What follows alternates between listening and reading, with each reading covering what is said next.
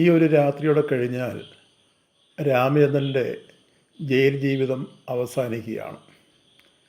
8 വർഷത്തെ ശിക്ഷാ കാലാവധി കഴിഞ്ഞ് രാമചന്ദ്രൻ പുറത്തിറങ്ങുകയാണ്. ഈ രാത്രിയിൽ രാമചന്ദ്രന് ഉറക്കമില്ല. അദ്ദേഹം പഴയ ആ കാലത്തേക്ക് കടന്നുപോയി. 8 വർഷങ്ങൾക്ക് മുമ്പുണ്ടായ ഒരു സംഭവത്തിലാണ് രാമചന്ദ്രൻ ജയിലിലായത്. രാമചന്ദ്രൻ കുവൈറ്റിലായിരുന്നു. വർഷങ്ങളോളം കുവൈറ്റിൽ ജോലി ചെയ്ത് അവിടുത്തെ ഒരു ഓയിൽ കമ്പനിയിൽ ജോലിയായിരുന്നു. നല്ല ശമ്പളവുമായിരുന്നു. ആവശ്യത്തിലധികം സമ്പാദിച്ചു. അങ്ങനെയാണ് അവസാനം രാമചന്ദ്രൻ തീരുമാനിച്ചത് ഇനിയും നാട്ടിൽ പോയി ഭാര്യയോടെയും മകളുടെയും ഒന്നിച്ച് ജീവിക്കാമെന്ന്. അങ്ങനെയാണ് അദ്ദേഹം കുവൈറ്റിലെ ജോലി മതിയാക്കി നാട്ടിൽ വരുന്നത്. നാട്ടിൽ ആവശ്യത്തിൽ കൂടുതൽ പണമുണ്ട്, സമ്പാദ്യങ്ങളുണ്ട്, വസ്തുക്കളുണ്ട്, റബ്ബർ വെട്ടാനുണ്ട്, നാളികേരമുണ്ട്, എല്ലാ രീതിയിലും നല്ല രീതിയിലുള്ള ഒരു സൗകര്യം ഈ 20 വർഷത്തിനോളകമായിട്ട് രാമചന്ദ്രൻ ഉണ്ടാക്കിയായിരുന്നു. വീട്ടിലെ ഭാര്യയും മകളും മാത്രമേ ഉള്ളായിരുന്നു. മകളെ പഠിക്കുവാൻ വേണ്ടി ബാംഗ്ലൂരിൽ അയക്കുകയായിരുന്നു. എന്നാൽ രാമചന്ദ്രൻ്റെ വീട്ടിൽ കാർ ഓടിക്കാൻ വന്ന ഒരു ഡ്രൈവർ ഉണ്ടായിരുന്നു. ഈ ഡ്രൈവർ ആ വീട്ടിലെ അവരുടെ ആവശ്യത്തിന് വേണ്ടി വാഹനം ഓടിക്കുകയും ഒക്കെ ചെയ്യുന്ന ഒരു ആളായിരുന്നു. രാമചന്ദ്രൻ അന്ന് കുവൈറ്റിലാണ്. അപ്പം വീട്ടിലെ ഒരു ചെറിയ സഹായവുമായി ഈ മനുഷ്യന്, ഈ ഡ്രൈവർ. എന്നാൽ രാമചന്ദ്രൻ നാട്ടിൽ വന്നു കഴിഞ്ഞപ്പോൾ പരലിൽ നിന്നുള്ളായ ആ സംസാരങ്ങളൊക്കെ കേട്ട് രാമചന്ദ്രന് എന്തോ മനസ്സിനൊരു വല്ലാത്ത വിഷമമുണ്ടായി. രാമചന്ദ്രൻ്റെ ഭാര്യയെക്കുറിച്ച് പലരും പറഞ്ഞു. ഭാര്യയുടെ ആ വഴിവിട്ട ജീവിതം തന്നെയല്ല, ആ ഡ്രൈവറുമായിട്ടുള്ള ആ ബന്ധം, ഇതൊക്കെ ഈ നാട്ടിലൊരു ചെറിയ സംസാര വിഷയമായിരുന്നു. പക്ഷേ രാമചന്ദ്രന് അത് കാര്യമാക്കില്ല. ഭാര്യ വിശ്വാസമായിരുന്നു. അങ്ങനെ രാമചന്ദ്രൻ നാട്ടിൽ വന്ന് വീട്ടിലെ കാര്യങ്ങളൊക്കെ നോക്കി. ഇതിനിടയ്ക്ക് മകള് ബാംഗ്ലൂരിൽ നിന്ന് വന്നു. അങ്ങനെ 2 മാസം മകള് വീട്ടിലുണ്ടായിരുന്നു. വീണ്ടും അവൾ പഠിക്കുവാൻ വേണ്ടി, അവൾ MBBS പഠിക്കുന്നത്, പഠിക്കുവാൻ വേണ്ടി ബാംഗ്ലൂർക്ക് വീണ്ടും കടന്നുപോയി. പക്ഷേ രാമചന്ദ്രന് നാട്ടുകാർ പറഞ്ഞിട്ടും അത്ര വിശ്വാസമില്ലെങ്കിലും ഭാര്യയുടെ രാമചന്ദ്രനുള്ള സമീപനം പഴയതുപോലല്ല. എന്തോ ഒരു വ്യത്യാസം ഉള്ളതുപോലെ രാമചന്ദ്രന് തോന്നി. സാരമില്ലായിരിക്കുമെന്ന് രാമചന്ദ്രൻ ഇങ്ങനെ കണക്ക് കൂട്ടി. വീണ്ടും എല്ലാ കാര്യത്തിലും വളരെ വ്യാപകനായിട്ട് രാമചന്ദ്രന് മുന്നോട്ട് പോവുകയാണ്. രാമചന്ദ്രൻ്റെ കൂട്ടുകാരൊക്കെയും പലപ്പോഴും പറഞ്ഞു, രാമചന്ദ്ര, ഭാര്യയുടെ ഒരു സ്വഭാവത്തെക്കുറിച്ച് രാമചന്ദ്രനെ പറഞ്ഞ് മനസ്സിലാക്കി. ആ ഡ്രൈവറുമായിട്ട് രാമചന്ദ്രൻ്റെ ഭാര്യയ്ക്ക് അല്പം ബന്ധം കൂടുതലാണ്. അത് വേണ്ടുന്ന രീതിയിൽ കൂടെ കൈകാര്യം ചെയ്യണം.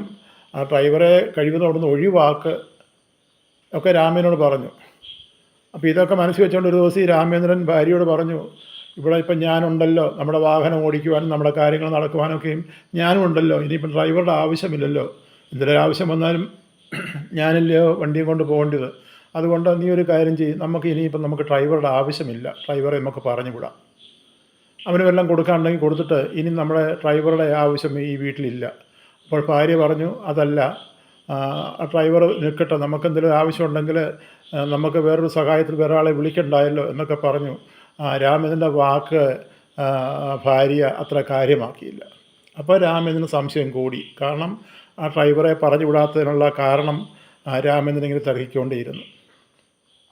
അങ്ങനെയാണ് രാമചന്ദ്രന് ഒരു ദിവസം ഈ രാമചന്ദ്രൻ തന്നെ വാഹനവുമായിട്ട് ഏതോ ആവശ്യത്തിന് വേണ്ടി പോയിച്ചു വന്നപ്പോൾ വീടിൻ്റെ അടുക്കാറായപ്പോഴാണ് വണ്ടിക്ക് എന്തോ ഒരു കംപ്ലൈൻറ്റ്, ഒരു ട്രബിൾ പോലെ തോന്നി. പെട്ടെന്ന് അടുത്തുള്ള വർക്ക്ഷോപ്പിൽ കൊണ്ട് കാണിച്ചും പറഞ്ഞു, അല്പം താമസമുണ്ട്, അത് ശരിയാക്കി തരാം സാറേ എന്ന് പറഞ്ഞു.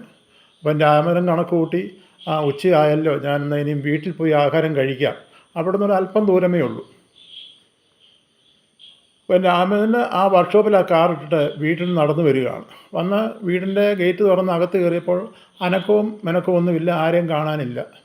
അപ്പോൾ രാമചന്ദ്രൻ ഓർത്ത് വീട്ടിലെന്തെങ്കിലും ജോലിയോ കാര്യങ്ങളോ വല്ലതും ആയിരിക്കും, അല്ലെങ്കിൽ പിന്നെ ഡ്രൈവറും കാണില്ല, അവനെന്തെങ്കിലും സാധനം വാങ്ങിക്കാൻ വല്ലതും വെളിയിൽ പോയതായിരിക്കും എന്ന് കരുതിക്കൊണ്ട് രാമചന്ദ്രൻ കതക് തുറന്ന് അകത്ത് ചെന്ന് നോക്കിയപ്പോൾ ആരെയും കാണില്ല. അകത്തെ മുറിയിൽ ചെന്നപ്പോൾ മുറിയിൽ ചെറിയൊരു കുശുകുശുപ്പ് കേട്ടു. പെട്ടെന്ന് രാമേന്ദ്രൻ അല്പനേരം ശ്രദ്ധിച്ച് അവിടെ നിന്നു. അപ്പോൾ മനസ്സിലായി അത് ഡ്രൈവറുടെ അകത്ത് ആരോ ഉണ്ട്, ഡ്രൈവറുടെ സംസാരമല്ല കേൾക്കുന്നതെന്ന്. പെട്ടെന്ന് രാമേന്ദ്രന് കതക് തള്ളി തുറന്ന് നോക്കിയ കണ്ട കാഴ്ച നാട്ടുകാർ പറഞ്ഞ് ശരിയാണെന്ന് അന്നേരം രാമേന്ദ്രന് മനസ്സിലായി.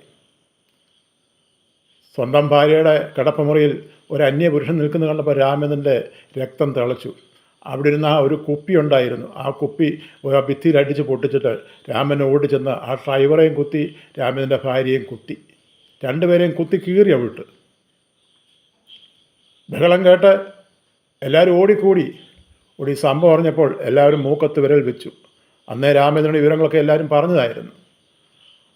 രണ്ടുപേരും ആ വീട്ടിൽ കിടന്ന് രണ്ടുപേരും മരിച്ചു.